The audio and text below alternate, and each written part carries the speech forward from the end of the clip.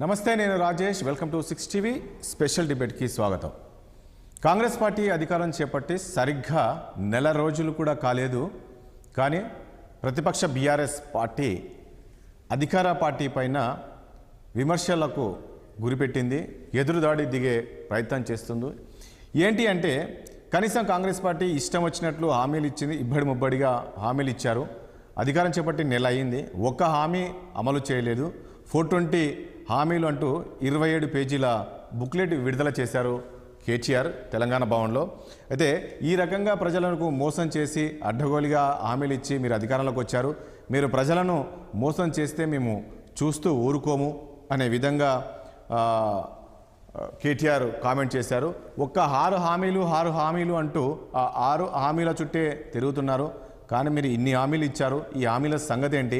మీరు హామీలు అమలు చేయకుండా గత ప్రభుత్వం వచ్చేసింది, ఇది చేసింది అని చెప్పేసి మీరు విమర్శలు చేయడం సరైనది పద్ధతి కాదు. సో ప్రతిపక్షం చూస్తూ ఊరుకోదు అని ఈ రకమైన కామెంట్స్ చేయడం. మరి దీనిపైన ఇటు అధికార పార్టీకి చెందిన మంత్రి కూడా శ్రీధర్బాబు కూడా కాసేపు క్రితం మాట్లాడుతూ, అసలు ప్రజలకు హామీల గురించి మీరా మాకు చెప్పేది? ప్రజలను మోసం చేసి 10 ఏళ్ళు అధికారంలో ఉన్నారు, మీరా మాకు చెప్పేది? మీరు అధికారం చేపట్టిన తర్వాత కనీసం నెల రోజులైనా కూడా మంత్రివర్గము వేయలేదు, మీరా మాకు చెప్పేది అనే విధంగా కామెంట్ చేశారు. ఏదైతే మేము అధికారం చేపట్టిన 2వ రోజే 2 హామీలు అమలు చేశాము అని చెప్తున్నారు. ప్రజలు మార్పు కోరారు, సో ఖచ్చితంగా కాంగ్రెస్ వైపు ఉన్నారు. సో ఇలాంటి మీరు విమర్శలు చేస్తే ఎవరు నమ్మే పరిస్థితి లేదు అని చెప్పేసి ఇటు మంత్రి శ్రీధర్బాబు చెప్తున్నారు. ఇక బీజేపీ అధ్యక్షుడు కిషన్ రెడ్డి మాట్లాడుతూ కాళేశ్వరం ప్రాజెక్టు పైన కాళేశ్వరంలో అవినీతి జరిగిందని చెప్పేసి ఉన్న ప్రభుత్వం చెప్తూ ఉంది. మరి ఎంపీగా ఉన్నప్పుడే ఈ కాళేశ్వరం అవినీతి పైన నేను సిబిఐకి ఇస్తానని చెప్పేసి ఆ రోజుల్లో రేవంత్ రెడ్డి చెప్పారు, మరి ఎందుకు ఇవ్వలేదు? ఇప్పుడు కూడా ఆధారాలు ఉన్నాయంటారు, ఇవ్వచ్చు కదా అనేది ఈరోజు బీజేపీ అధ్యక్షులు కిషన్ రెడ్డి చెప్తున్నారు. సో కాంగ్రెస్ అదేవిధంగా బీఆర్ఎస్ వీళ్ళిద్దరూ ఒకటే అనే విధంగా ఈరోజు కిషన్ రెడ్డి కామెంట్ చేసి, నిజంగా ఆ పరిస్థితి ఉందా? ప్రజలు వీళ్ళని నమ్మే పరిస్థితి ఉందా? అసలు ఈరోజు మన కాంగ్రెస్ పార్టీ అధికారం చేపట్టి హామీలు అమలు చేయట్లేదా? అంటే నిజంగా నిధులు లేవా? మరి ఈరోజు బీఆర్ఎస్ పార్టీ చెప్తుంది, ప్రజలు నమ్ముతారా? సో ఇలాంటి అంశాలన్నీ కూడా మనం చర్చిద్దాం. చర్చలో పాల్గొంటున్నారు బీఆర్ఎస్ పార్టీ సీనియర్ నాయకులు బల్లాజీ యాదవ్ గారు ఉన్నారు, అదేవిధంగా బీజేపీ నుంచి సునీతారెడ్డి గారు ఉన్నారు, అదే మరి కాసేపట్లో కాంగ్రెస్ నుంచి దిలీప్ గారు వస్తారు, అనలిస్ట్ విజయ్ కుమార్ కూడా జాయిన్ అయిపోతున్నారు. సో బల్లాజీ గారు మీ దగ్గరికి వద్దాము. నేను ఇంతకుముందు అన్నట్లు మరీ మీరు కేటీఆర్ 10 ఏళ్ళు, మీరు 9.5 ఏళ్ళు ఉన్నారు, అధికారంలో ఉన్నారు, మంత్రిగా పనిచేశారు. కాంగ్రెస్ ప్రభుత్వం వచ్చి సరిగ్గా నెల కూడా కాలే ఇంకా. ఎందుకు మరి టూ ఎల్రీ మీరు చాలా తొందరగా విమర్శలు చేస్తున్నట్టున్నారు అధికార పార్టీ? కాస్త సమయం అయితే ఇవ్వాలి కదా. వాళ్ళు 3 నెలల సమయం అడిగారు, 90 రోజుల్లో ఖచ్చితంగా 6 హామీలు అమలు చేస్తామంటున్నారు, వాళ్ళు ఇచ్చిన హామీలు అమలు చేస్తామంటున్నారు.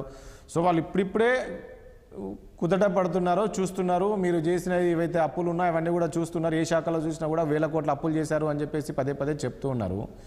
మీరు మరీ నెల కూడా కాలే ఈరోజు ఈ రకంగా ప్రభుత్వం పైన విమర్శలు చేస్తే ప్రజలు ఆ కామెంట్స్ను స్వీకరిస్తారా? అసలు మీ కామెంట్స్ను ఇప్పుడు ప్రజలు మార్పు కావాలన్నారు, మార్పు కోరారు, కాంగ్రెస్ అధికారం ఇచ్చారు. ఇప్పుడు రాజేష్ గారు నమస్కారం. నమస్తే అండి. మీకు 60 ప్రేక్షకులకి, అదేవిధంగా ప్యానల్ పెద్దలు మా దిలీప్ అన్నకి, అదేవిధంగా సునీతారెడ్డి గారికి, అదేవిధంగా విజయ్ కుమార్ గారికి నమస్కారం. ఓకే రాజేష్ గారు, మీరు అన్నటువంటి ఏదైతే అంశాలు ఉన్నాయో అంశాల పట్ల స్పష్టమైనటువంటి వైఖరిని ఇలా బీఆర్ఎస్ పార్టీ ప్రజలకు చెప్పాలంటే చెప్తా ఉన్నాం. ఎందుకంటున్నాం అంటే ఇలా 420 హామీలు అంటే 420 కాంగ్రెస్ హామీలను ఇచ్చి సుమారు 21 అంశాలలో సార్, అంటే 6 గ్యారంటీలు. ఒక అంశం అయితే వ్యవసాయ రంగం, యువత, విద్యారంగం, అమరులు, సాగునీటి రంగం, ఎస్సీ సంక్షేమం, ఎస్టీ సంక్షేమం, బీసీ సంక్షేమం, మైనార్టీ సంక్షేమం, ఇతర సంక్షేమం, మహిళా సంక్షేమం, వైద్య రంగం, పారిశ్రామిక రంగం, గ్రామీణాభివృద్ధి, ఉద్యోగుల సంక్షేమం, గృహ నిర్మాణం, హైదరాబాద్ అభివృద్ధి, పర్యాటక రంగం, పర్యావరణం, ఇతర హామీల పేరుతోటి 21 అంశాల పట్ల వారు ఎలక్షన్ సమయంలో మేము అధికారంలోకి వస్తే ఈ అంశాల పట్ల మేము అమలు తీరు బాగుంటుందని చెప్పేసి వాళ్ళు స్పష్టంగా మేనిఫెస్టోలో చెప్పినారు. ఆ మేనిఫెస్టోలో ఈ అంశాలన్నీ కలిపితే కాంగ్రెస్ 420 హామీలు ఉన్నాయి. అందులో ప్రధానంగా 6 గ్యారెంటీలు ఉన్నాయి. 6 గ్యారెంటీల్లో 13 అంశాలు ఉన్నాయి రాజేష్ గారు. రైతు భరోసాలో ప్రతి ఏటా రైతుకు 15,000, వ్యవసాయ కూలీలకు 12,000. కాదు ఒక విషయం బల్లాజ్ గారు, ఇప్పుడు మీరు చదువుతున్నారు, ఓకే, వాళ్ళ మేనిఫెస్టో చదువుతున్నారు, బాగుంది. వాళ్ళంతా ఏం చెప్పారు అంటే వాళ్ళ అధికారం చేపట్టిన తర్వాత ఈ హామీలన్నీ కూడా అమలు చేస్తామని చెప్పారు తప్ప వచ్చిన 10 రోజుల్లో లేక నెల రోజుల్లో హామీలు అమలు చేస్తామని చెప్పలే కదా. అట్లంటే మీరు చాలా తప్పులు ఉన్నాయి. మీరు చేసేవి చాలా ఉన్నాయి. మరి మీరు మీరు మీరు కూడా చాలా వరకు గతంలో ప్రభుత్వంలో ఉన్నారు. ఎప్పుడెప్పుడు ఏమో మీరు అమలు చేశారంటే రాజేష్ గారు, నేను ఏమంటున్నంటే వారిని ఈ అంశాలు ఉన్నాయి అనేది ఇన్ని హామీలు కాంగ్రెస్ పార్టీ ఇచ్చిందని ప్రజలకు చెప్తా ఉన్నాము. అదే క్రమంలో 6 గ్యారంటీలు ఇచ్చామని చెప్పినారు. 6 గ్యారంటీలకు వాళ్ళు ఏం చెప్పారు సార్? చట్టబద్ధత మొదటి కేబినెట్ లోనే చట్టబద్ధత ఇస్తామన్నారు సార్. చట్టబద్ధత వచ్చిందా సార్? మేము ఇచ్చిన డెడ్ లైన్ కదా సార్. ప్రతిపక్ష పార్టీగా మమ్మల్ని ప్రజలు ప్రతిపక్షంలో కూర్చోబెట్టినారు, 39 స్థానాలు ఇచ్చినారు.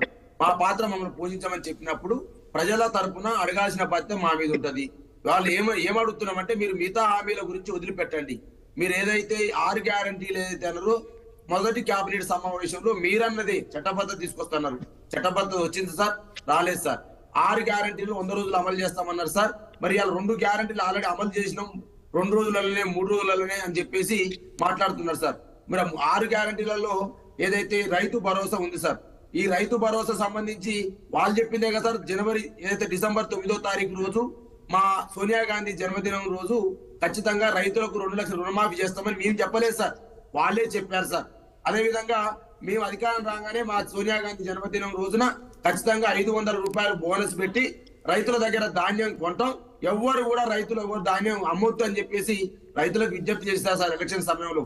అదే విధంగా ఇంకో గ్యారెంటీ ఏం చెప్పారు సార్? వీళ్ళు వెంటనే రైతు భరోసా నిధులు విడుదల చేస్తాం కాబట్టి మీరు ఎవరు కూడా రైతు బంధు ఇప్పుడు తీసుకుంటే కేసీఆర్ ఇచ్చేది 5,000 వస్తుంది కాబట్టి మీరు ఆగండి, ఖచ్చితంగా డిసెంబర్ 3వ తారీఖు రోజు మన గవర్నమెంట్ వస్తుంది, రాగానే సోనియా గాంధీ జన్మదినం రోజు మీకు 7,500 రూపాయలు వేస్తాం, మీకు ఒకవేళ 5,000 తీసుకుంటే నష్టపోతారని చెప్పి కాదు వాళ్ళు ఇచ్చిన దాంట్లో ఒకటి మల్లాజ్ గారు, వాళ్ళు ఏదైతే ప్రభుత్వం చేపట్టిన 2 రోజు 2 హామీలు అమలు చేశారు కదా. ముఖ్యంగా ఏదైతే మహిళలకు ఉచిత బస్సు ఏదైతుందో అది అమలు చేశారు. తర్వాత మరొకటి అమలు చేశారు ఏదైతే. రాజేష్ గారు, మీరు అక్కడనే ఇప్పుడు మీరు అక్కడనే తప్పు చేస్తాం, మనం తప్పర్థం చేసుకుంటున్నాం. 6 గ్యారంటీలలో 13 అంశాలు ఉన్నాయి. 13 అంశాలలో 2 అంశాలు హామీ చేసినారు వాళ్ళు. 2 అమలు అంటే ఒకటి ఉచితకు ఏదైతే మహిళలు ఏదైతే మహాలక్ష్మి అనే గ్యారంటీలో 3 అంశాలు ఉన్నాయి సార్. ప్రతి నెల 2,500 వృత్తి, అదే 500 రూపాయల గ్యాస్ సిలిండరు, మహిళలకు ఆర్టీసీలో ఉచిత బస్సు ప్రయాణం. అంటే ఒక గ్యారంటీలో 3 అంశాలను పొందుపరిస్తే ఒక్క అంశాన్ని అమలు చేసి ఒక గ్యారంటీని చేసేసామని చెప్పేసి ఇలా ప్రజలకు తప్పుదోవ పట్టించే అంశాన్ని ఇలా ప్రజల ద్వారా ఎందుకో రాజీవ్ ఆరోగ్య కాదండి, రాజీవ్ ఆరోగ్యశ్రీ కూడా 5 లక్షల నుంచి 10 లక్షలు చేశారు కదా. కాదు చేయూత అనే దాంట్లో 2 అంశాలు చేర్చింది సార్. ఆరోగ్యశ్రీ కూడా చేయూత అనే అంశంలో ఇది మీరన్న గ్యారంటీ వస్తుంది సార్. చేయూత అనే గ్యారంటీలో 2 అంశాలు చేశారు సార్. 4,000 రూపాయల నెలసరి పింఛను, అదే విధంగా 10 లక్షల రాజు ఆరోగ్య బీమా సార్. ఈ 10 లక్షల ఆరోగ్యశ్రీ బీమాను ఒక్కటి అంశాన్ని అమలు చేసి 2వ గ్యారంటీ కూడా అమలు చేశారని చెప్తున్నారు సార్. అంటే 6 గ్యారంటీలు. అవును, వాళ్ళు సమయం అడిగారు కదా. మంత్రి కేటీఆర్ తెలియదా అధికారం చెప్పండి? మీరు 9.5 ఏళ్ళు అధికారంలో, 10 ఏళ్ళు అధికారంలో ఉన్నారు, మీకు తెలియదా?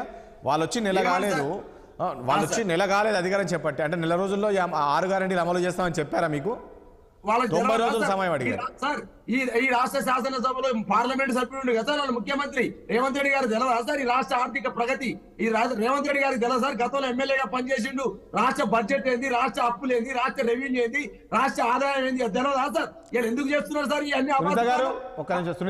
నేను రాజేష్ గారు స్పష్టంగా శిక్షిదారు చెప్తా ఉన్నా. ఇలా రేవంత్ రెడ్డి గారు కావలసుకొని కేసీఆర్ గారి ప్రభుత్వాన్ని, గత ప్రభుత్వాన్ని, కేసీఆర్ గారి యొక్క ప్రభను తగ్గించడం కోసం శ్వేతపత్రాలతో కొత్త డ్రామాలు ఎత్తింది సార్. ఈ కొత్త డ్రామాలన్నీ కూడా అలుగాని హామీలు ఇచ్చి హామీలు అమలు చేయకుండా ఇలా సార్ బాలరాజ్ గారు ఒక నిమిషం. సునీత గారు ఏంటి ఈరోజు కేటీఆర్ చేసిన కామెంట్స్ ను స్వాగతిస్తారా? ఏంటి హామీలు అమలు చేయట్లేదు, ఇష్టం ఉన్నట్లు హామీలు గుప్పించారు, అధికారం చేపట్టారు, ఈరోజు ప్రజలు మోసం చేస్తానంటే చూస్తూ ఊరుకోము మేము అని చెప్పేసి. అంటే వీళ్ళకు కూడా కాస్త సమయం అయితే ఇవ్వాలి కదా ప్రభుత్వానికి. వారు 90 రోజుల సమయం అడిగారు. ఇప్పుడు రాజేష్ గారు, ప్యానెల్లో ఉన్న మిత్రులకి గుడ్ ఈవినింగ్ అండి. ఇప్పుడు వీళ్ళకు వాగ్దానాలు ఏవైతే గ్యారంటీలని ఇచ్చిండ్రో ఆ గ్యారంటీల వల్లనే ఈ రోజు వాళ్ళ పార్టీ గెలిచింది. ఎందుకు అంటే వాళ్ళు ఇప్పుడు ఒకటి బాలరాజు గారు చెప్పింది కానివ్వండి, ఇప్పుడు మనకు నిన్న కేటీఆర్ గారు ప్రెస్ మీట్ పెట్టిందని కానీ అవన్నీ పక్కకు పెట్టండి. కానీ మనం స్ట్రైట్ అవే ఒకటి అడుగుతున్నామండి, వాళ్ళు ఇచ్చిన గ్యారంటీలు ఎంత బడ్జెట్ పెడితే వస్తుంది అనేది రేవంత్ రెడ్డి గారికి తెలియదా? తెలుసు. ఇప్పుడు ఇవన్నీ ఇమ్మీడియట్ గా 100 రోజుల 200 రోజుల 300 రోజుల పక్కకు పెట్టండి సార్. ఇప్పుడు రైతు బంధు ఇమ్మీడియట్ గా వేయాలి. ఎందుకు వేయలేదు ఇప్పటి వరకు? ఇంకా అసలు ఎకరా భూమి ఉన్నోళ్ళు కూడా ఇంకా ఇంతవరకు రాలేదు సార్. మాకు రోజు మేము ఇన్ఫర్మేషన్ తీసుకుంటూనే ఉన్నాం, ఊర్లో మా వాళ్ళకు పడ్డాయా అని. ఇప్పటి వరకు రైతు బంధు పడలే. కళ్ళాలలో మనకి ఏం చేసినాం, 500 రూపాయల బోనస్ ఇస్తానని చెప్పినాం పర్ క్వింటాల్కి. మరి ఇప్పటి వరకు వాళ్ళు అమ్ముకోకుండా, మీరు అమ్ముకోకండి మేము వస్తే 500 రూపాయలు ఇస్తామన్నారు. మరి అది అట్లనే పెండింగ్ పెట్టిండ్రు. ఈ రోజు కొత్తగా ఏం చేస్తున్నారంటే, ఇప్పుడు రేవంత్ రెడ్డి గారికి మన రాష్ట్ర ఆర్థిక పరిస్థితి మొత్తం తెలుసు, ప్రతి ఒక్కరికి తెలుసు. ఇది మనం ప్రతిరోజు ఇది చర్చ చేసుకుంటూ ఉన్నాం ఎలక్షన్లలో. ఏమని ఇవాళ జీతాలు ఇవ్వలేని పరిస్థితి మన రాష్ట్రంలో ఉన్నది అని చెప్పేసి 2 సంవత్సరాల నుంచి మనం చెప్తున్నాం.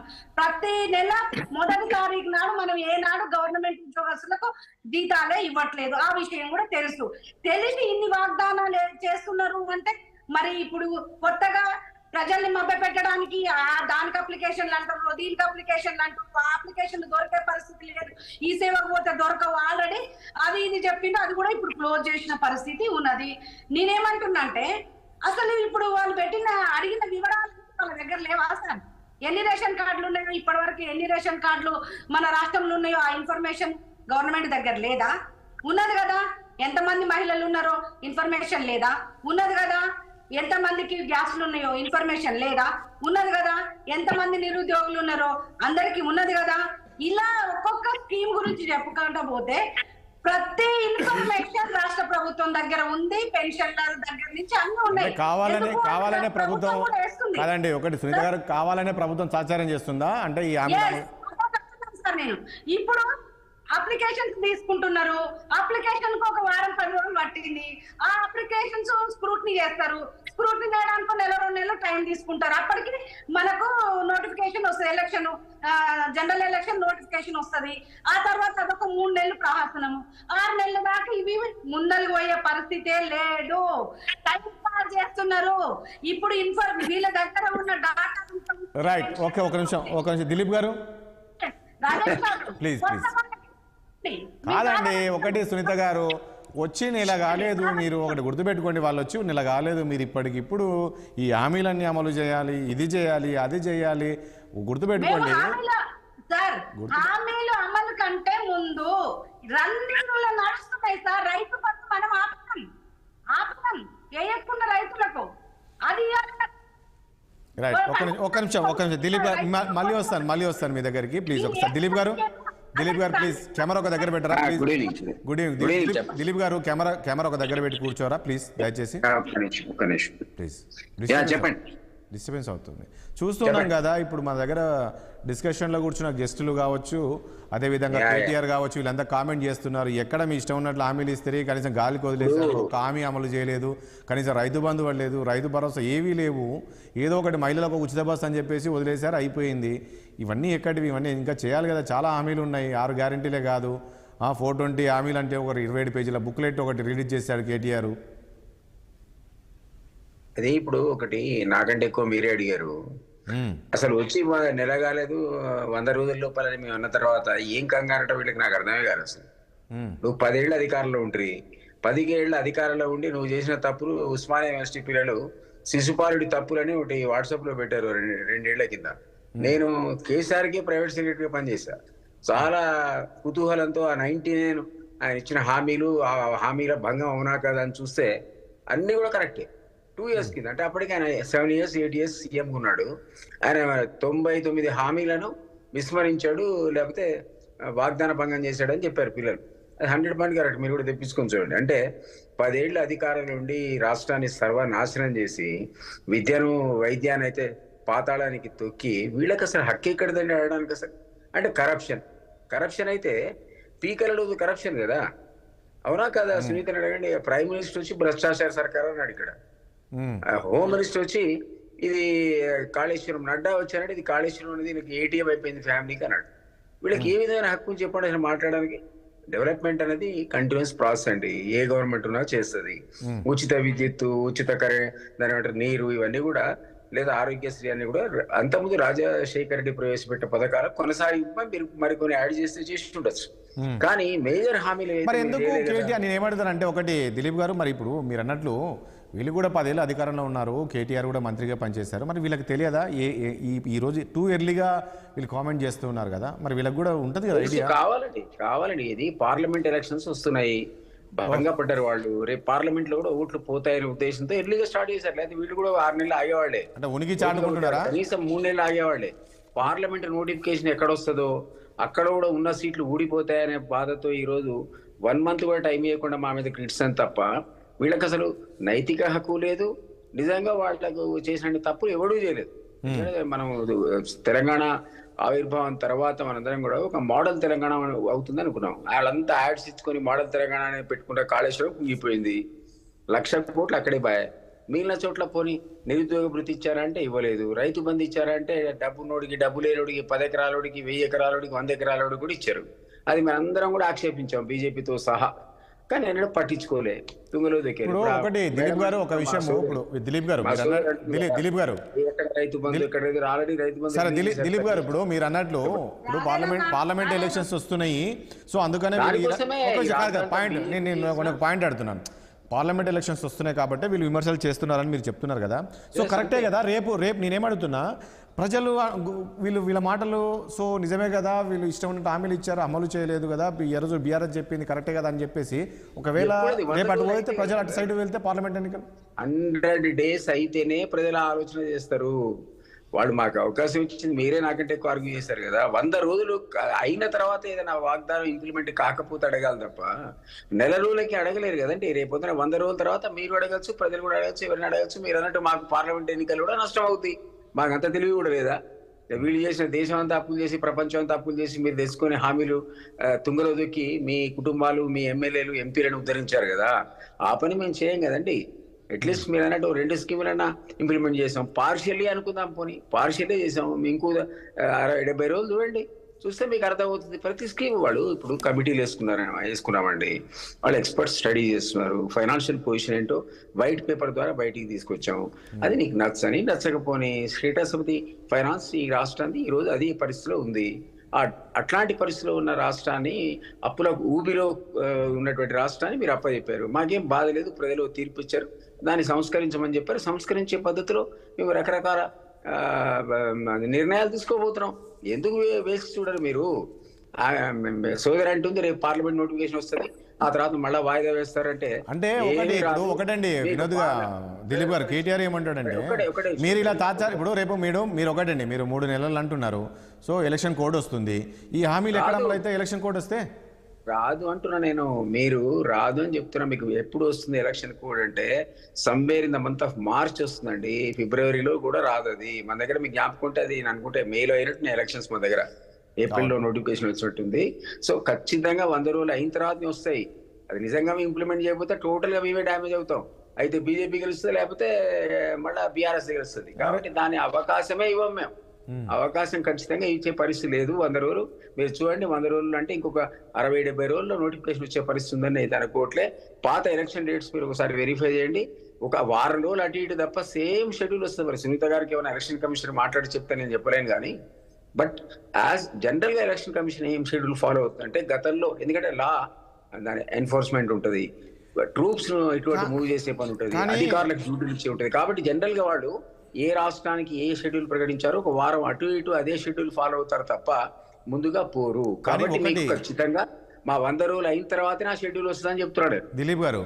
ఒకటి గ్రామాల్లో ప్రజలు మాత్రము ఒక విషయం అయితే చర్చిస్తున్నారని తెలుస్తుంది. ఏంటంటే సరే ఏదో కానీ కేసీఆర్ ఉన్నప్పుడు, గవర్నమెంట్ ఉన్నప్పుడు అప్పో తెలియదు కానీ మా అకౌంట్లో డబ్బులు పడేది, రైతు బంధు పడేది, పింఛన్ పడేది, ఇవన్నీ పడేది.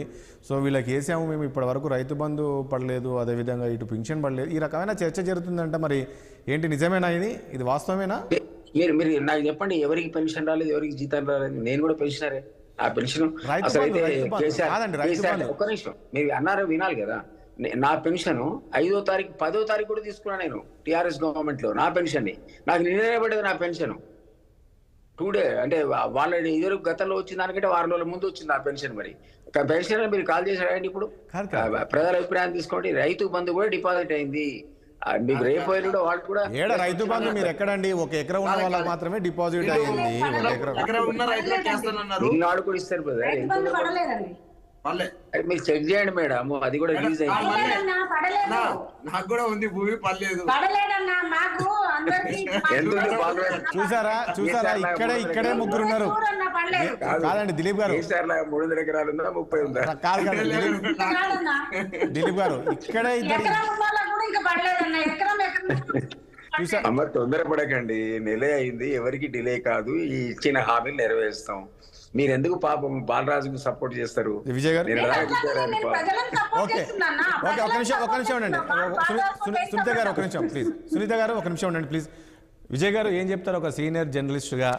ఏంటి ఈరోజు ప్రభుత్వం ఏర్పడి సరిగ్గా నెల రోజులు కూడా కాలేదు, ఈరోజు ఈ రకంగా కేటీఆర్ విమర్శలు చేయడాన్ని దీన్ని మీరు స్వాగతిస్తున్నారా, లేక కావాలనే కేటీఆర్ ఏదో ఉనికి చాటుకోవడానికే ఈ కామెంట్ చేస్తున్నారా? పార్లమెంట్ ఎన్నికలు వస్తున్నాయి కాబట్టి ఏదో రకంగా ప్రజలకు వెళ్ళాలని ఆలోచిస్తున్నారు. ప్రజలు అసలు విశ్వసిస్తారా ఈరోజు ఈ కామెంట్స్ని? అదే కాంగ్రెస్ ఇప్పుడు ఏమైందంటే కేటీఆర్ గారు చేసింది విమర్శలు కాదు, గుర్తు చేస్తున్నాం అనే విషయాన్ని టీఆర్ఎస్ పార్టీ చెప్తుంది. ఏంటంటే ఈ 6 గ్యారెంటీల్లో కొన్ని అంశాలు, వీళ్ళు 2 లక్షల రుణమాఫీ కావచ్చు, ఇక గ్యాస్ కావచ్చు, అదేవిధంగా మిగతా ఇమీడియట్గా రాగానే రైతు బంధు కావచ్చు, వచ్చిన వెంటనే మేము 9వ తారీఖు 9వ తారీఖు ప్రమాణ స్వీకారం చేస్తాం, ఆ రోజే అన్నిటికీ పడతాయి అనేది చెప్పారు. కొన్ని ఈ 5 అంశాలు, మిగతాయి మీరు 100 రోజుల్లో టైం పెట్టుకున్నారు, అది ఓకే. వీళ్ళు 100 రోజుల టైం కాకుండా ఇమ్మీడియట్గా అధికారంలోకి రాగానే చేస్తాం, విత్ ఇన్ నో టైం అనే అంశాన్ని, అది మెయిన్ ప్రధానమైనటువంటి అంశం. వీళ్ళు అన్ని పథకాలకు మేము 100 రోజుల టైమే అంటే అది పెద్ద క్వశ్చన్ ఉండేది కాదు. వీళ్ళు ఉత్సాహంగా సోషల్ అంటే మీరు అన్నారు ఆ రోజు ఎలక్షన్ ముందు మీరు రైతు బంధు ఇప్పుడు వద్దు తీసుకోకండి, మీరు నేను వచ్చిన తర్వాత 15,000 ఇస్తా, 5,000 ఎక్కువనే ఇస్తాము అని. రైతు బంధు ఇప్పుడు వస్తే ఆగిపోయినందుకు, ఎలక్షన్ కమిషన్ ఆగిపోయినందుకు, ఇప్పుడైతే 10,000, తర్వాత అయితే 15,000, మీరు వరి కావాల్సినటువంటి అవసరం లేదు అని అవన్నీ ఇప్పుడు బైట్స్తో సహా ప్లే అవుతున్నటువంటిది. ఆ అంశాల మీద అడుగుతున్నారు తప్ప మిగతా అంశాలన్నీ వీళ్ళు 100 రోజులు పెట్టుకున్నటువంటి 100 రోజుల తర్వాతనే అడుగుతాము అనేది, ప్రశ్నిస్తాం అప్పుడు అనేది బీఆర్ఎస్ పార్టీ చెప్పినటువంటి అంశం కనిపిస్తుంది. అందుకే కాంగ్రెస్ పార్టీ చేస్తుంది ఏంటంటే, వీళ్ళు ఎలక్షన్లో కనుక అది చెప్పకపోయినట్లయితే, ప్లస్ ఆర్థిక పరిస్థితి కాంగ్రెస్ పార్టీకి మొత్తం తెలుసు ముందే. మీరు ఇప్పుడు శ్వేతపత్రం ఇవ్వాల్సిన కాగ్ కావచ్చు, ప్రతి సంవత్సరము కాగిస్తుంది, అసెంబ్లీలో పెట్టుకున్నటువంటి ఇది కనిపిస్తుంది. ఎందుకంటే ఈ శ్రీధర్ బాబు నేతృత్వంలో మేనిఫెస్టో కమిటీ వేయటం జరిగింది. శ్రీధర్ బాబు గారు మొత్తము ఈ ఆర్థిక పరిస్థితి గురించి, రాష్ట్రానికి వస్తున్న ఆదాయం ఎంత, రూపాయి రాక రూపాయి పోక ఎంత అనే విషయాన్ని కులంకుషంగా వాళ్ళు స్టడీ చేసి అప్పులు ఇవి ఉన్నాయి, దీన్ని బట్టి మేము ఇస్తున్నామని కూడా 1-2 సార్లు చెప్పారు. ఇప్పుడు మంత్రి శ్రీధర్ బాబు గారు అప్పుడు Congress party manifesto committee chairman గా ఉన్నారు కదా. ఇవన్నీ స్టడీ చేసే మాకు వస్తున్నటువంటి ఫీడ్బ్యాక్, మాకున్నటువంటి అన్ని అంచనా వేసుకొని, మాకు 60 సంవత్సరాల అనుభవం ఉంది ఈ కాంగ్రెస్ పార్టీ పరిపాలించినటువంటి దాంట్లో, ఇవన్నీ ఆ అనుభవం కొద్దే మేము చెప్తున్నామని 1-2 సార్లు 10 సార్లు ఉపన్యాసం చెప్పినటువంటి ఇది మనం ఎలక్షన్లో చూసినాం. అయిపోయిన వెంటనే రాకపోయేసరికి ప్రధానంగా ప్రజలు ఆ రకమైనటువంటి ఒక వీళ్ళకి ముందే తెలుసు, అంటే తెలిసి ఉండకపోవచ్చు కదా ఈ శాఖలో తెలుసు, తెలియకుండా వీళ్ళు ఏం చేశారంటే, అది కాంగ్రెస్ పార్టీ వ్యవహారం ఎట్లుందంటే, కొండకి ఎంట్రిక కట్టిరు, మేము అధికారం వస్తామో రావనే ఎక్కువ అంచనాతోటే ఉన్నటువంటిది ఉండే. కొండకి ఎంటిక కట్టిరు, ఇప్పుడు కొండ మీద పడుతుంది. ఏమైందంటే కొండ వచ్చింది, ఎంటిక పోలేదు, కొండ వచ్చినట్టు అయింది. ఆ కొండ మీద పడుతుంటే ఏం చేయాలో అర్థం కానటువంటి పరిస్థితి. మీరు 100 రోజులు టైం పెట్టుకున్నారు. 100 రోజులు అంటే ఇది అది ఏదో బహిరంగంగా షరతులు పెట్టినట్టు కాదండి. 100 రోజులు అంటే 100 రోజులు లోపు కూడా చేయొచ్చు. సరే, ఒకవేళ ఫైనాన్షియల్ ఇబ్బంది ఉంది, ఇవన్నీ దాని ప్రకారం ప్లాన్స్ జరగాలిగా. 100 రోజులకు కావాల్సినటువంటి ప్లాన్లు అయ్యి, ఇప్పుడు ఎగ్జాంపుల్ వడ్ల కొనుగోలుకు సంబంధించినటువంటి అంశం ఉంటుంది, 500 బోనస్ ఇస్తామని చెప్పారు. అవి ఏప్రిల్లో అట్లా వస్తాయి అనుకోండి. వచ్చినప్పుడు దానికి సంబంధించినటువంటి జీవోలు కావచ్చు, దానికి సంబంధించిన March 17 వీళ్ళు డెడ్ లైన్ ఉన్నటువంటిది ఏంది, 100 రోజులు అంటే March 17 డెడ్ లైన్ ఉంటుంది. అంటే ఆ డెడ్ లైన్ ఆ రోజే చేస్తామనే అంచనా పెట్టుకున్నా, అంతకు ముందే చేయాలి లెక్కకు. ఏదో షరతు పెట్టినట్టు 17వ తారీఖు నుంచే ఇంప్లిమెంటేషన్ చేస్తామంటే అప్పటి వరకు ఎలక్షన్ షెడ్యూల్ రాకుండా ఉండాలి. ఒకవేళ షెడ్యూల్ వస్తుంది అనుకున్న ఆన్ గోయింగ్ పథకం కింద చేయాలంటే ముందే జీవోలు వచ్చి రావాలి. ఆ జీవోలో విడుదలకు కావాల్సిన విధి విధానాలు ఇప్పుడు అప్లికేషన్స్ తీసుకుంటున్నారు ఇప్పుడు ఉన్నటువంటి ప్రభుత్వం. ఆ అప్లికేషన్కి సంబంధించినటువంటిది డాటా ఇప్పుడు ఫిజికల్ గా తీసుకుంటున్నారు. ఒకటి విజయ్ గారు, ఒకటే ఇప్పుడు ఈ అప్లికేషన్స్ తీసుకుంటున్నారు కదా ఊర్లలో, గ్రామాలు ఈ ఆఫీసర్స్ దరఖాస్తులు తీసుకుంటారు, కట్టలు తీసుకొని వస్తున్నారు. ఇవి ఎంతవరకు చూస్తారు? ఈ స్కూటీని చేస్తారా? ఈ పేపర్లు ఉంటాయి. అదే ఇప్పుడు అదే చెప్పబోతున్నా. ఇప్పుడు మనది 4 కోట్ల జనాభా అండి. 4 కోట్ల జనాభాలో ఉన్నటువంటి సిస్టంలో ఆన్లైన్ అప్లికేషన్ పెడితే నీకు ఏది చూడడానికైనా ఈజీ ఉంటుంది. వీళ్ళు ఫిజికల్ అప్లికేషన్ పెట్టడము, ఫిజికల్ అప్లికేషన్ 6వ తేదీ లాస్ట్. ఈ 6వ తేదీ వరకు వచ్చినటువంటి అప్లికేషన్ ఇప్పటివరకు ఏం చేస్తారు? ట్రంక్ పెట్టెలు కొన్నారు. ఇప్పుడు ఒక్కొక్క ఊరికి ఒక్కొక్క బస్తీకి ఒక 1800 పెట్టి వేరే కాంట్రాక్ట్ ఇచ్చి ట్రంక్ పెట్టెలు కొట్టి ట్రంక్ పెట్టెలో పెడుతున్నారు. 6వ తారీఖు తర్వాత కంప్యూటర్ ఎంట్రీ చేస్తారు. ఆ కంప్యూటర్ ఎంట్రీ ఎట్లా వీళ్ళు రాసే పదము, స్పెల్లింగు, ఆధార్ నెంబరు ఇవన్నీ కరెక్ట్ పడకపోతే మొత్తం మళ్ళీ అయిపోద్ది. కోట్ల అప్లికేషన్స్ వస్తాయి. కోట్ల అప్లికేషన్లు కంప్యూటరీకరణ దరఖాస్తులు కూడా మిస్ అయ్యే అవకాశం ఉంటుంది. అది చూడాలి. కోట్ల అప్లికేషన్లను కంప్యూటరీకరణ చేయడానికే 3-4 నెలల టైం పడుతుందండి. ఒకవేళ మీరు యుద్ధ ప్రాతిపదిక కూడా చేసినా ఒక ఊరికి 2-3 కంప్యూటర్ ఆపరేటర్లను పెడితే అదేమైనా ఒక నెల రోజుల కన్నా వస్తుంది. ఈ 3-4 నెలల కంప్యూటరీకరణ చేసినాక మళ్ళీ తప్పులు వస్తాయి. ఆధార్ నెంబర్ తప్పు పడ్డదనో, స్పెల్లింగ్ తప్పు పడ్డదనో, మేల్ దగ్గర ఫిమేల్ పడ్డదనో. ఫిజికల్ గా తీసుకునే సిస్టమ్ ఇప్పుడు లేనేలేదు ఇప్పుడున్న టెక్నాలజీకి. అంటే దాని అర్థం ఏమవుతుందంటే ఫిజికల్ గా తీసుకున్నారంటే దీన్ని డిలే చేయడమే. ఒక 2-3 నెలలు ఆలస్యం ఏంటంటే అప్లికేషన్లు తీసుకున్నాం కదా, ఇంకో 2 రోజులు అయితే ఉంటుంది, ఇంకా ఆగండి అనే చెప్పే అంచనా కోసం చేస్తున్నట్టుగా అనిపిస్తుంది తప్ప ఇప్పుడున్న టెక్నాలజీకి ఎవరైనా ఫిజికల్ అప్లికేషన్లు తీసుకుంటారని. ఇప్పుడు మనం అన్ని చూస్తున్నాం, IIT JEE ఎగ్జామ్స్ చూస్తున్నాం. ఫిజికల్ అప్లికేషన్ లక్షల మంది వస్తారు. దిలీప్ గారు ఏం సమాధానం చెప్తారు చూద్దాం. విజయ్, నేను ఒక మాట్లాడుతున్నా. సమగ్ర సర్వే అని 10 ఏళ్ల కింద చేసాడబ్బా. ఎక్కడి ఆ డాటా ఈ రాదంటే మేము అసలు మానేస్తాం అసలు ఈ కలెక్షన్ చేయడం. మీ దగ్గరే ఉంది కదా, గవర్నమెంట్ మీరే కదా సార్. ఇప్పుడు గవర్నమెంట్ లేదనుకోండి, మీరే కదా. సమగ్ర సర్వే ఉంటుంది. అట్లా డాటా ఉంటే కంప్యూటర్ ఉంటే అసలు ఇట్లాంటి అప్లికేషన్ కూడా అవసరం లేదు. మీరు ఆ సర్వే చేస్తే 10 ఏళ్ల తర్వాత మాయం చేస్తారు. మాకు ఈయనే అయిపోతుంది. ఒకవేళ పాత గవర్నమెంట్ ఏమంటారంటే ఇప్పుడు ఆల్రెడీ గతంలో ఏ దానికైనా కూడా మీరు సర్వే చేసి పెట్టుకున్న ప్రతి ఒక్క డాటా, ప్రతి శాఖలో ప్రతి అంశానికి సంబంధించి ప్రతి లబ్ధిదారు సంబంధించి డాటా మీ దగ్గర ఉంటుంది కదా. సరే, ఇప్పుడు కొత్తగా ఎగ్జాంపుల్ రేషన్ కార్డు ఉంది. రేషన్ కార్డు లేని కొత్త వాళ్ళకి ఇవ్వండి, ఆల్రెడీ పాత వాళ్ళు ఆల్రెడీ డాటా ఉంటుంది కదా మీ దగ్గర అనేది. కాదండి, ఉంటే సమగ్ర సర్వే ఎందుకు చేయించి నేను అధికారంలో రాగానే అప్పుడు చేయించారు కదా. చేయించింది మీ దగ్గర ఉంది కదా. ఉమ్మడి రాష్ట్రం వచ్చిన తర్వాత తెలంగాణ వచ్చిన తర్వాత సమగ్ర సర్వే చేశారు. అవును, ఆ డేటా గవర్నమెంట్ దగ్గరనే ఉంది కదా. ఏం చేస్తారు? ఎవరి దగ్గర ఉంది? మీ ఇచ్చడే సార్. మీరు ప్రణాళిక శాఖ దగ్గర ఉంటది, గవర్నమెంట్ డిపార్ట్మెంట్ లో ఉంటది. మీరే అడిగి తెలుసుకోవాలి. లేదన్నా చెప్పండి సమగ్ర సర్వే చేయలేదు, ఉంటదే సమగ్ర సర్వే. మీరు మన గవర్నమెంట్ పోగానే మొత్తం కొన్ని ఫైల్స్ అని తగలబెట్టారు. ఒకవేళ అదే జరుగుంటే అదే అనౌన్స్ చేయమని చెప్పండి గవర్నమెంట్ ని. సమగ్ర సర్వే చేశారు, మా దగ్గర గవర్నమెంట్ దగ్గర సమగ్ర సర్వే రిపోర్ట్ లేదు అని ఒక ప్రకటన చేయండి. అసెంబ్లీలో మనం చెప్పొచ్చు కదా. శ్వేతపత్రం విషయంలో శ్వేతపత్రం ఉన్నప్పుడు సమగ్ర సర్వే రిపోర్టు ప్రభుత్వం దగ్గర లేదు అనే విషయాన్ని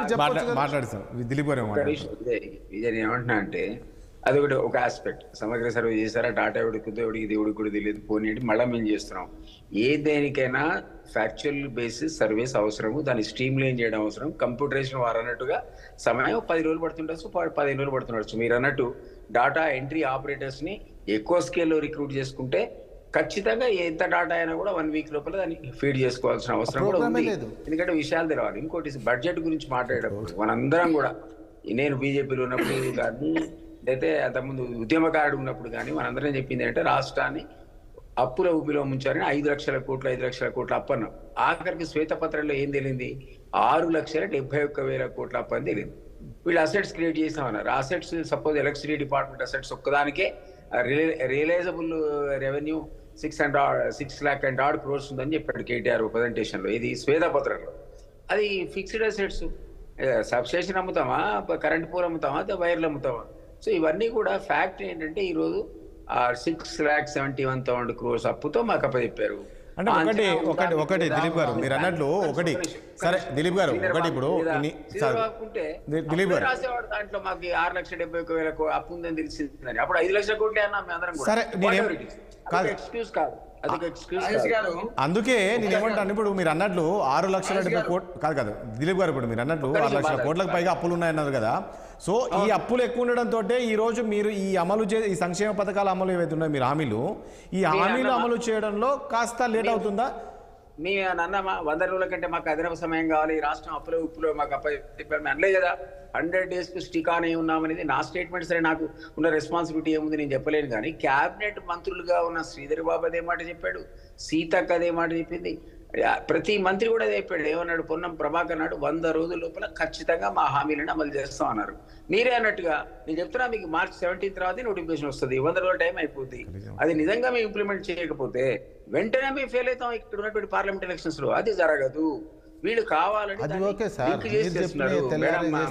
కాదు దిలీప్ గారు. ఒకటి ఇప్పుడు దిలీప్ గారు వీళ్ళు ఏమంటారంటే, ఆ రోజుల్లో మీరు చెప్పిందే కదా, ఇగో మరి అధికారం వచ్చిన వెంటనే 7వ తేదీ రోజు ప్రమాణ స్వీకారం చేసిన నెక్స్ట్ డేనే మీకు ఇగో అకౌంట్లో ఇవి పడతాయి. సో ఇది అమలు, సో ఇది మాత్రం వీళ్ళు రిమైండ్ చేస్తున్నారు, అంతే. ఏం లేదు బాలరాజ్ గారు, సమయం పడుతుంది. రాజేష్ గారు ప్లీజ్ రాజేష్ గారు ఇస్తాను సునీత గారు మీకు ఇస్తాను, బాలరాజ్ గారితో మాట్లాడచ్చు. ఇప్పుడు దిలీప్ అన్న సీనియర్, అన్ని రంగాలు చూసిన నాయకుడు. నేను ఆయన పట్ల నేను ఎటువంటి నాకు లేదు. ఒకటి స్పష్టంగా ఇలా 60 ద్వారా అడుగుతున్నారు రాజేష్ గారు. వాళ్ళు డిసెంబర్ 7వ తారీఖు రోజు ప్రమాణ స్వీకారం చేస్తే డిసెంబర్ 12వ తారీఖు రోజు RBI నుంచి 500 కోట్లు అప్పు తెచ్చారు సార్. డిసెంబర్ 19వ తారీఖు రోజు 900 కోట్లు తెచ్చారు సార్. అంటే ఒక నెలలో, అంటే సుమారు 23 రోజులకి 1400 కోట్లు తెచ్చారు సార్. అదే విధంగా ఇంకా 3 నెలలకు త్రైమాసికానికి 13,000 కోట్లు రుణం ఇవ్వాలని చెప్పేసి RBIకి FRBI నిబంధనల ప్రకారం వాళ్ళు అప్పుకు అడిగారు సార్. జనవరిలో 4,000 కోట్లు సార్, ఫిబ్రవరిలో 3,000 కోట్లు సార్, మార్చిలో 6,000 కోట్లు సార్. అంటే 3 నెలలు గడవక ముందే, ఒక్క హామీని నెరవేర్చక ముందే, ఉచిత బస్సు ప్రయాణం పేరుతోటి మహిళల్ని చాలా రకాల ఇబ్బందులు పెడుతూనే, ఆటో కార్మికుల జీవితాలను రోడ్ల పడేస్తూనే మీరు తెచ్చిన అప్పు 13,000 కోట్ల రూపాయలు జనవరి, ఫిబ్రవరి, మార్చి కోసం, ఒక డిసెంబర్ లో 23 రోజుల కోసం 1400 కోట్లు తెచ్చారు. అంటే ఇవాళ ఈ రాష్ట్రంలో విద్యుత్ రంగంలో 2014లో కేసీఆర్ రాకముందు విద్యుత్ రంగం పరిస్థితి ఎట్లా ఉండే, రైతాంగం పరిస్థితి ఎట్లా ఉండే, కరెంటు పరిస్థితి ఎట్లా ఉండే, ట్రాన్స్ఫార్మర్ పరిస్థితి ఎట్లా ఉండే, సబ్ స్టేషన్ల పరిస్థితి ఎట్లా ఉండే, ఏదైతే హైటెన్షన్ లైన్ల వారి పరిస్థితి ఎట్లా ఉండే, ఈ రకమైన పరిస్థితి నుంచి అన్నవో రామచంద్ర అన్న తెలంగాణను ఇలా అన్నదాతను ఇలా రైతులు రాజుగా చేసిన మహానాయకుడు కేసీఆర్ గారి యొక్క ప్రభుత్వం పట్ల రేవంత్ రెడ్డి గారు అక్కసు ప్రదర్శిస్తా ఉంటే, మీలాంటి విజ్ఞులు, మేధావులు, మేము ఇష్టపడే వాళ్ళని కూడా మీరు కూడా మళ్ళా కేసీఆర్ ప్రభుత్వాన్ని టీవీలలో తిడితే అప్పుల గురించి మాట్లాడారన్న. మీరు 3 నెలలు ఏం గ్యారంటీ చేయకముందే 13,000, 14,300 తెచ్చారు. నేనేం అనట్లే, మేము తెచ్చుకోరు, మీరు మంచిగా సంతోషం. కానీ అన్న మీరు ఏమంటే, మేము అడుగుతలేమన్నా, రైతులు పాపము రైతు భరోసా నిధులు లేక, వాళ్ళకు పెట్టుబడి సాయం అందక, డిసెంబర్, జనవరి అన్న వాళ్ళకు సాగు అయిపోతుంది కాలము. నువ్వు ఎరువులు తెచ్చుకోవాలన్నా, లేకపోతే DAP బస్తా తెచ్చుకోవాలన్నా, యూరియా బస్తా తెచ్చుకోవాలన్నా, ఇలా చిన్న వ్యాపారం దగ్గర పోయి మళ్ళీ మిత్తిలు తెచ్చుకోవాల్సి వస్తుందన్నా. ఆ మిత్తిల వల్ల మళ్ళీ పడుతున్నాయి కదా. బల్లాజ్ గారు చెప్పారు, వినో ఇంతకుముందు దిలీప్ గారు చెప్పారు కదా, అమౌంట్ పడుతూ ఉన్నాయి. ఎక్కడ సార్ గారు, మీకంటే కాదు కాదండి, రైతులకు కడుతుంది, మీకు కాదు. మీరు ఆల్రెడీ భూస్వాములు ఉంటారు కాబట్టి మీకు పడకపోవచ్చేమో, ఆల్రెడీ రైతులకు పడ్డాయని చెప్తున్నారు. పాస్బుక్ చెప్పాలని చెప్తాను నేను, అన్న పాస్బుక్ నెంబర్ చెప్పాలని చెప్తాను. నాకు 2 ఎకరాలే ఉంది. నీకు 10 ఎకరాలు రాకపోవచ్చు, 10 ఎకరాలు లేదు. పడలేదు దిలీప్ గారు, నిజంగా కూడా పడలేదు. నాకు తెలిసి 1 ఎకరం ఉన్న వాళ్ళకి పడ్డది. రాజేష్ గారు చెప్పండి. 22 లక్షల మంది రైతులు కానీ మీకు ఆ లోపల నాళ్ళకి వచ్చింది. బాలరాజుకి 10 ఎకరాల పైన ఉంటది. లేదన్నా, ఇప్పుడు మా మదర్ పేరు మీద 1.5 ఎకరం ఉంది, పడలేదు. మా పాప పేరు మీద కొంత ఉంది, అది పడలేదు. పోనీ నా పేరు మీద డిలీట్ చేసుకుందాము, కానీ నాకు మా ఇంట్లో వాళ్ళకు ఉంటది కదా, నాకు తెలుస్తుంది కదా. సరే, దిలీప్ అన్న పేరు మీద రాసినాము, అది రాకపోయినా పర్వాలేదులేండి. 35 గుంటల వరకు పడ్డది. అదే పర్లే చెప్పండి దిలీప్ గారు, 35 గుంటల వరకు పడ్డది. పర్లేదు ప్లీజ్, బాలాజీ గారు వెరిఫై చేస్తా. నేను ఏమంటానంటే, ఒకటి బాలాజీ గారు, మీరు కూడా కాస్త సమయం ఇవ్వాలంటా నేను. ఎందుకంటే ఇప్పుడు ఎవరు కూడా, మీరు గుర్తుపెట్టుకోండి, అంటే మరి కేటీఆర్ దృష్టికి వెళ్ళిందో లేదో తెలియదు కాబట్టి ఇట్లా కామెంట్ చేస్తున్నాం తప్ప బయట పెద్దగా నాకు తెలిసి దీనిపైన పెద్ద స్పందన లేదండి. అరే కేటీఆర్ కూడా సమయం ఇవ్వాలి కదా, వాళ్ళ ప్రభుత్వం మొన్న ఏర్పడింది కదా, ఈ రోజు ఇంత అటాక్ చేయడం ఎంతవరకు కరెక్ట్ ఇది అనేది బాగా చర్చ జరుగుతుంది ప్రజల్లో. అంటే నాకు తెలిసి ఇది మీకు ప్లస్ అన్న మైనస్ ఎక్కువ అవుతుంది అనిపిస్తుంది. మరి మీకు పూర్తి స్థాయిలో మీకు వచ్చిందో రిపోర్ట్ నాకు తెలియదు కానీ సార్ రాజేష్ గారు, మీరు అన్న మాట ఏదైతే ఉందో, మేము నిరుద్యోగ వృత్తి 4,000 ఇవ్వని మేము కోరుకుంటలే, 2 లక్షల ఉద్యోగాలు ఇప్పుడు ఇవ్వని మేము కోరుకున్నట్లే, SC/ST సబ్ ప్లాన్ అమలు చేయమని మేము చెప్పట్లే, BC రిజర్వేషన్లు పెంచమని మేము చెప్పట్లే, అవి తర్వాత చేసుకుందరు హాయిగా.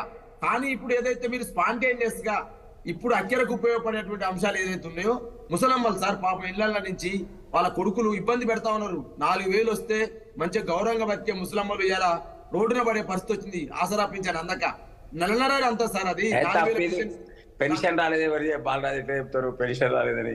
బాగాలేదన్నా, మీరు చూడండి ఊళ్ళలో అడిగానన్నా, నేను గురువయ్య అనేటువంటి ఎగ్జాంపుల్ చెప్తున్నా రాజేష్ గారు. పులిజాల నుంచి తుర్కపల్లి మండలం, నేను భువనగిరి పార్లమెంట్ పరిధిలో తిరుగుతా ఉన్నా, పులిజాల విలేజ్ గురువయ్య అనే రైతు భరోసా నిధులు పడలేవని చెప్పేసి స్పష్టంగా నేను తిరిగే సందర్భంలో వారు వచ్చి రిప్రజెంటేషన్ చేస్తా ఉన్నారు. అయ్యా మీరు అడగండి, పెన్షన్ కూడా రాలేదు, పెన్షన్ కూడా వేయలేదు. 4,000 అని చెప్పేసి 2,000 వేయాలన్నా 2,000 వేసిరు, 4,000 వేయలే, 2,000 మాత్రం వేసిరు, 4,000 వేయాలి. మీరు తెలుసుకోండి, మీరు కూడా మీ సంబంధించి తెలిసేయండి.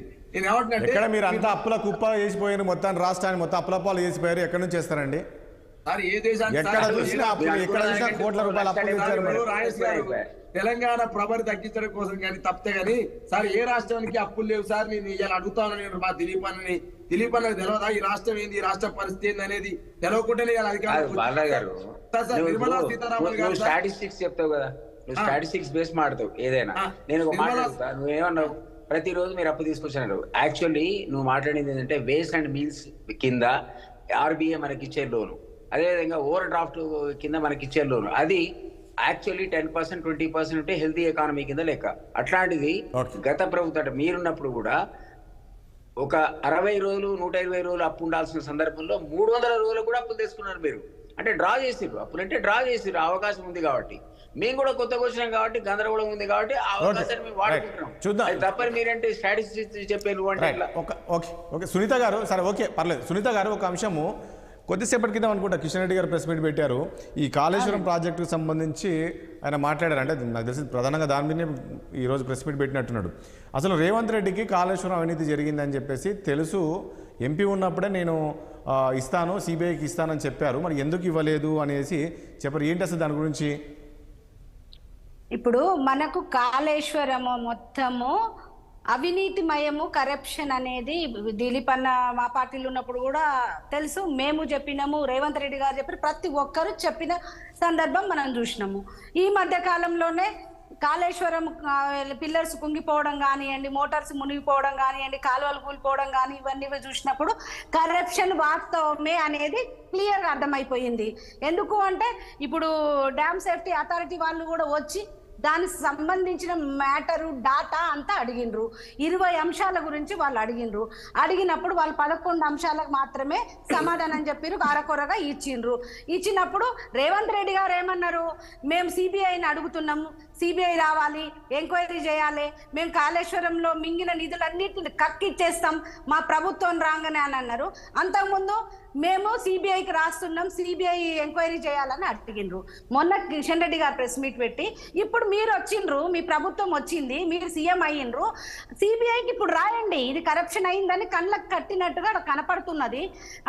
ఇక్కడ డ్యామ్ సేఫ్టీ అథారిటీ వాళ్ళు కూడా మనకు కొంత ఇన్ఫర్మేషన్ ఇచ్చారు కాబట్టి ఇంతకుముందు సిబిఐ రావడానికి మన రాష్ట్రానికి కొన్ని లిమిట్స్ పెట్టారు. అసలు కేసీఆర్ గారు ఇక్కడ సిబిఐని రాకుండా చేశారు, దానికి జీవో తీసుకొచ్చారు కాబట్టి వచ్చే పరిస్థితి లేదు. కాబట్టి ఇప్పుడు మీరు సీఎంకి వచ్చారు, మరి ఇంతకుముందు మీరు అడిగినారు కాబట్టి ఇప్పుడు పెట్టండి, ఇప్పుడు సిబిఐని ఆహ్వానించండి, ఇవన్నీ కక్కించండి అని చెప్పి మేము అడగడం జరిగింది. అడిగిన దాన్ని తప్పేముందండి, మీరు ఇంతకుముందు అడిగినరు, నెల రోజుల కింద అడిగినరు, ఎలక్షన్ల ప్రచారంలో వీధి తిరిగి అడిగినరు, ప్రతి ఒక్క మీటింగ్ లో సిబిఐ ఎంక్వైరీకి అడుగుతున్నాం, సిబిఐకి ఎంక్వైరీకి అడుగుతున్నాం, కేంద్ర ప్రభుత్వం అసలు పట్టించుకోవట్లేదు, వాళ్ళకి వీళ్ళు బీ టీమ్, వీళ్ళకి వాళ్ళు బీ టీమ్ అని చెప్పిండ్రు. సరే ఆ విధంగా మీరు ఏ విధంగా నమ్మించారో ప్రజల్ని నమ్మించారు, గెలిచిండ్రు. ఇవన్నీ మీరు అదే సిబిఐకి ఎందుకు అడగట్లేదు అని మేము అడిగినాం అనమాట. అది ఎంక్వైరీ చేస్తే బయటపడుతుంది కదా ఈ తప్పులన్నీ. మీరు 4 మంత్రులు పోయి ఆడిపోయి కూర్చొని ఆ రోజు కక్కిస్తామన్నోళ్ళు ఈ రోజేమో ఆ కాలం పోయింది, 6 పిల్లర్సే కుంగినాయి, 5 పిల్లర్సే కుంగినాయి అని మీన మేషాలు లెక్క పెడుతుంటే మాకు అనుమానం వచ్చింది. మీరు మళ్ళీ ఎందుకు వెనకకు యూటర్న్ తీసుకుంటున్నారు? రెండోది ఇంకొక దాని మీద కూడా ఏదైతే ఇప్పుడు మన రంగారెడ్డి జిల్లాలో ఫార్మసిటీ సీఎం అయిన మరుక్షణమే ఫార్మసిటీ భూములన్నింటినీ మేము క్యాన్సిల్ చేస్తున్నామని చెప్పిండు. మళ్ళీ వారం రోజుల తర్వాత వాళ్ళు వచ్చి కలిసిండ్రు, ఏం జరిగిందో ఏమైందో మళ్ళీ యూటర్న్ తీసుకున్నారు. ఇవన్నీ యూటర్న్స్ ఎందుకు తీసుకుంటున్నారు అనే దానికి ప్రజలలో కూడా అనుమానాలు రేకెత్తిస్తున్నారు. మీరు కాళేశ్వరం అయ్యాలు అడిగినరు, ఇవాళ ఎందుకు అడగట్లేరు? ఇవాళ న్యాయ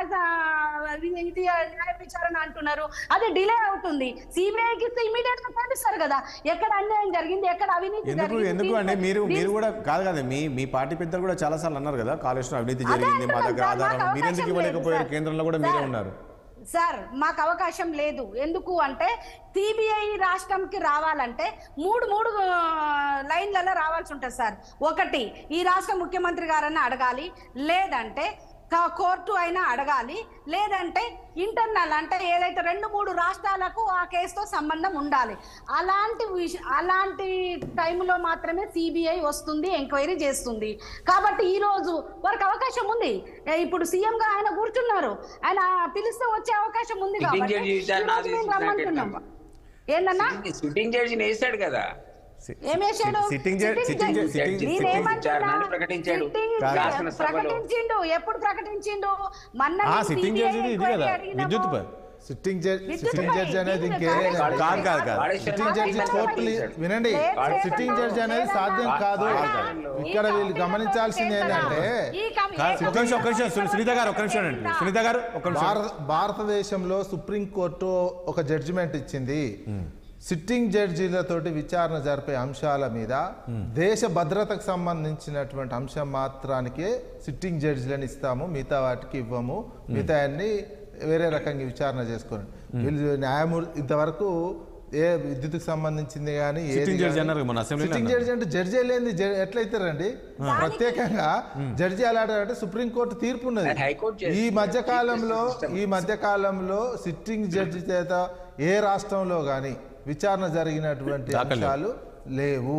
ఏదైనా దేశ భద్రత రక్షణకు సంబంధించిన కేంద్ర చెప్పండి ఏది ఉన్నదో. మొన్న అడిగినప్పుడు ఈ రోజు ఎందుకు యూటర్న్ తీసుకున్నారు? అది మేము అడుగుతున్న క్వశ్చన్. ఈ రోజు సిబిఐకి ఇస్తామని చెప్పిన మనిషి ఈ రోజు ఎందుకు ముఖ్యమంత్రి? ఓకే అండి సునీత గారు, ఒక్క నిమిషం. సునీత గారు ప్లీజ్ ఒక నిమిషం. కాదు విజయ్ గారు, నిజంగా అవినీతి జరిగిందా కాళేశ్వరంలో? ఎందుకు పదే అంటున్నారు?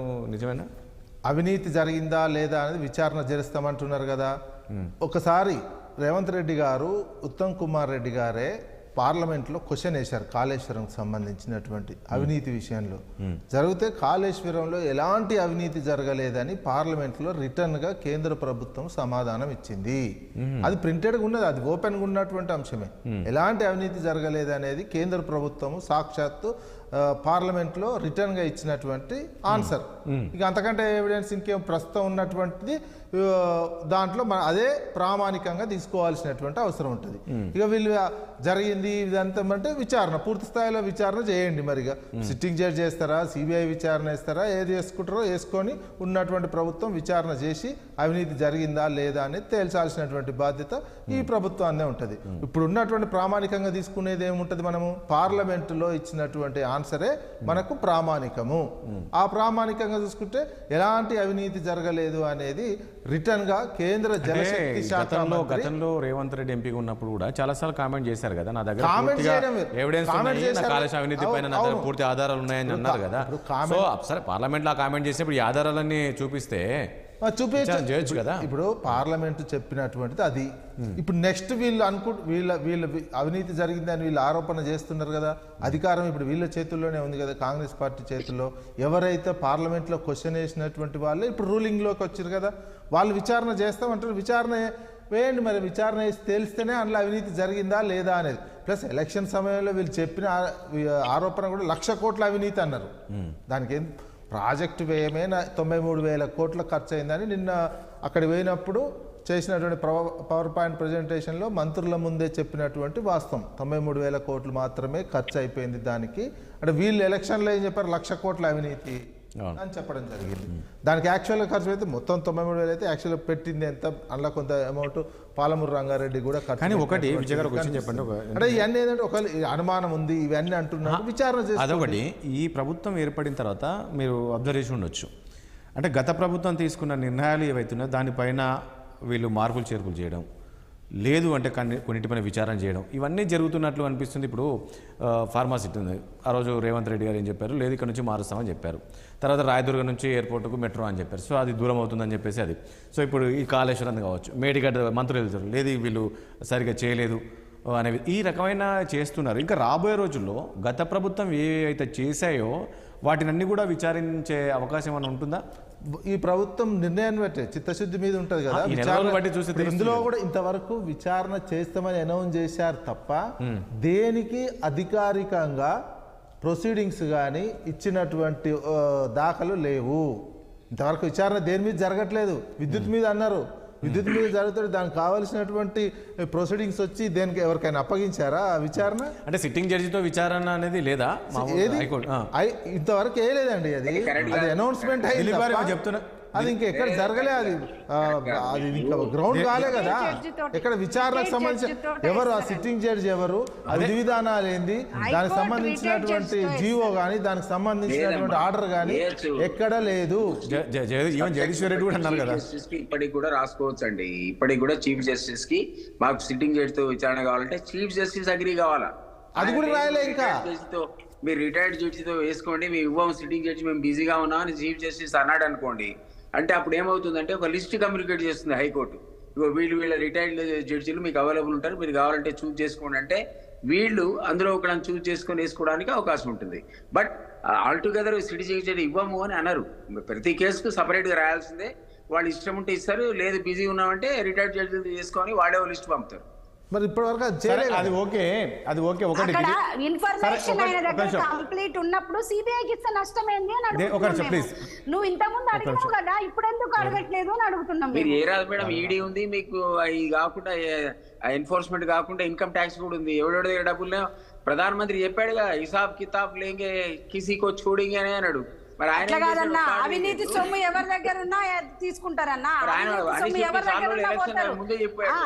అదే అంటున్నా, అవినీతి సొమ్ము అదే అన్నా, అవినీతి సొమ్ము ఎవరి దగ్గర ఉన్నా పోతారు వాళ్ళు.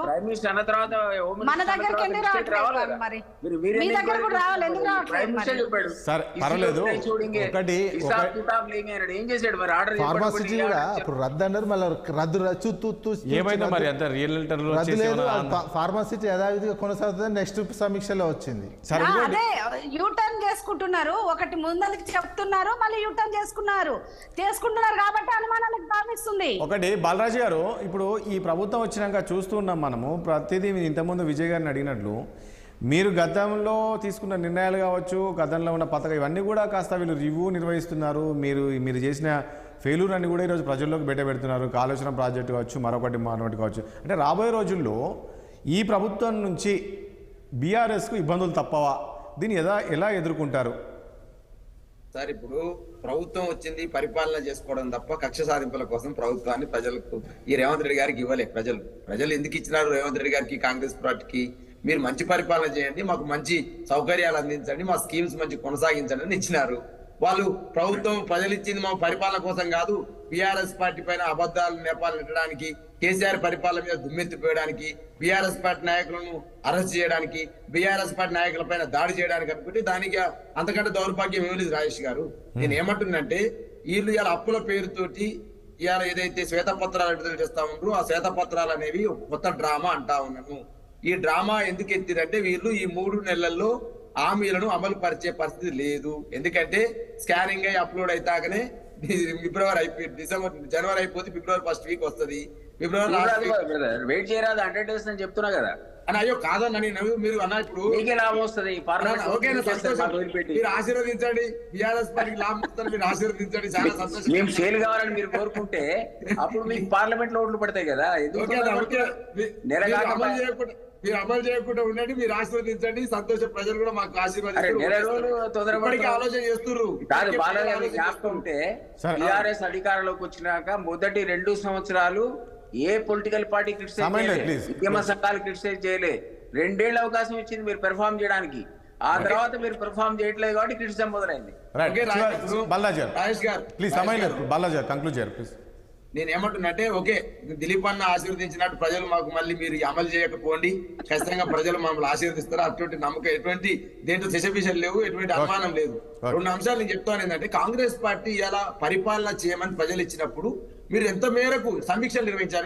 చూడండి, మీరు ఇంతకుముందు అనేక సార్ నేను ఏమంటారు సార్, ఫార్మాసిటీని రద్దు అన్నారు, ఏదో అప్పు చేస్తామన్నారు సార్. అప్పు చేస్తారా, రద్దు చేస్తారా, ప్రజలకు స్పష్టంగా ఇవ్వండి. మీరు ఆ మెట్రో ఆన్లైన్ అలైన్మెంట్ మారుస్తున్నారు, మారుస్తారా, రద్దు చేస్తారా, లేకపోతే ఇంకో కాంచి పెడతారా? ఒక ఇవ్వండి. లేదు రైతు భరోసా నిధులకు పలానా డేట్ కి వేస్తామని ఇవ్వండి, ఒక సమీక్ష పెట్టి ఇవ్వండి. అదే జరుగుతుంది. 100 ఎకరాలు 10 ఎకరాలు దాటినోడికి ఇయ్యం బ్రదర్ చెప్తున్నాను. మేము చెప్తున్నాం కదా, మేము అదే విధంగా ఇంకోటి కూడా మీకు సజెషన్ చేస్తా ఉన్నాం ప్రభుత్వానికి. ఈ ఆర్టీసీ బస్సులలో 2 లక్షలు 3 లక్షల రూపాయలు వచ్చేటువంటి ఆ పెద్ద ఉద్యోగస్తులు కూడా ప్రయాణం చేస్తున్నారో దాన్ని కూడా కన్సిడర్ చేస్తారా, మరి చేయరో ప్రభుత్వం ఆలోచన చేయాలి. మరి 0 టికెట్లు ఆలోచనతో 0 టికెట్ కండక్టర్లు డ్రైవర్లు ఏదో పెద్ద ఎత్తున ఏదో జరుగుతున్నాడో ఇది కూడా మీరు సమీక్ష చేయాలని చెప్తా ఉన్నాం. అంటే సమీక్ష చేయకుండా ఏదో ఆదరబాదరగా అమలు చేయాలని మీరు అంటున్నారు కదా, చేయండి. ఓకే, మీరు ఎన్ని ఎకరాలకి ఇస్తారు స్పష్టం చెప్పండి. 10 ఎకరాలకి ఇస్తాము, 5 ఎకరాలకి ఇస్తాము. తొందరపడకండి, వారం 10 రోజులు అన్ని గైడ్ లైన్స్ వస్తాయి. ప్రతి చెప్పాలి కదా, గైడ్ లైన్స్ మీరు చెప్పండి. లేదు ఈసారి అమలు చేయము, జూన్ లో అమలు చేస్తాము. ఈసారి చేసినాం కదా, మీకు రేపేళ్ళి మళ్ళీసారి వెరిఫై చేసి చెప్పండి నాకు ఎవరికి వచ్చింది ఎవరికి రాలేదు. రివ్యూ చేయండి, మీరు రివ్యూ చేయండి. రివ్యూ జరుగుతూనే ఉంది. శాఖాపరమైన రివ్యూ ప్రతి రోజు సీఎం మా మాజీ బాస్ కంటే ఈ కొత్త బాస్ చాలా సమీక్షల్లో పాల్గొంటున్నాడు. రైట్ అండి, ఓకే అండి, థ్యాంక్ యూ అండి. రైట్ బాలాజీ గారు, మంత్రులకే దొరకకపోతే ఓకే ఓకే సమయం లేదండి. ముఖ్యమంత్రి గారు దొరకడు ప్రజలకు అన్నారు సార్. రేవంత్ రెడ్డి గారు 23 రోజులుగా ప్రజలకు దొరకలేడు సార్. మొదటి రోజు దొరికాడు సార్ ప్రజావాణి పేరుతోటి, మళ్ళీ దొరకలేడు సార్. 2వ అంశం సార్, ఢిల్లీలో మొత్తం పోవడం సార్, మోదీతోని మాట్లాడుకోవడం, మళ్ళీ ఎమ్మడి ఇక్కడికి వచ్చి అదాన్ని రమ్మడం సార్. మళ్ళీ అమిత్ షా దగ్గర పోయింది సార్. అదాని కొడుకు వచ్చాడు కదా సార్, అదాని కోసం అమిత్ షా సార్. అందుకని పర్టికులర్ మార్గాన్ని ఎంట పంపుతారు సార్. బాలగారు మన మాజీ మీ ప్రెసిడెంట్ బాస్ నా మాజీ బాస్ కి అపాయింట్మెంట్ అడిగి 10 ఏళ్ళు వెయిట్ చేసిన నాకు ఒక్కరోజు కూడా దొరకలే. ఈ సీఎం 4 సార్లు కలిసిన నేను. ఇప్పుడు రాని పోయి కలిసి వద్దాం సార్ కూడా బలరాజ్ గారు, మా సీఎంఏ కలిసాడు. రైట్ దిలీప్ గారు ప్లీజ్. థ్యాంక్ యూ అండి బలరాజ్ గారికి అండ్ అదేవిధంగా సునీత గారికి, దిలీప్ గారికి, అదేవిధంగా విజయ్ గారికి. చర్చలో పాల్గొన్నందుకు మీ అందరికీ కూడా ధన్యవాదాలండి. చూసాం కదా, మొత్తానికి ఏదైతే కాంగ్రెస్ ప్రభుత్వం చేపట్టిన తర్వాత హామీలు అమలు చేయట్లేదని చెప్పేసి కేటీఆర్ అంటున్నారు. కానీ ఖచ్చితంగా మేము ఇచ్చిన ఏదైతే 100 రోజుల్లో అమలు చేస్తాము, 6 గ్యారంటీలు అన్నామని చెప్పామో అది ఖచ్చితంగా అమలు చేసి తీరుతామని చెప్పేసి చెప్తున్నారు. చూద్దాం మరి ఏం జరగబోతుంది ఏంటి. ఎందుకంటే రాబోయేది పార్లమెంట్ ఎన్నికలు కాబట్టి వీళ్ళు ఇచ్చిన హామీలు ఖచ్చితంగా ఈ 100 రోజుల్లో 6 హామీలు అమలు చేస్తేనే రేపు పార్లమెంట్లో కూడా అనుకున్న స్థానాలు వీళ్ళు గెలుస్తారు. లేదు అంటే మరి ప్రజలు ఏ రకంగా తీర్పు ఇస్తారనేది రాబోయే రోజుల్లో చూద్దాం. ఇది వాళ్ళ చర్చ. రేపు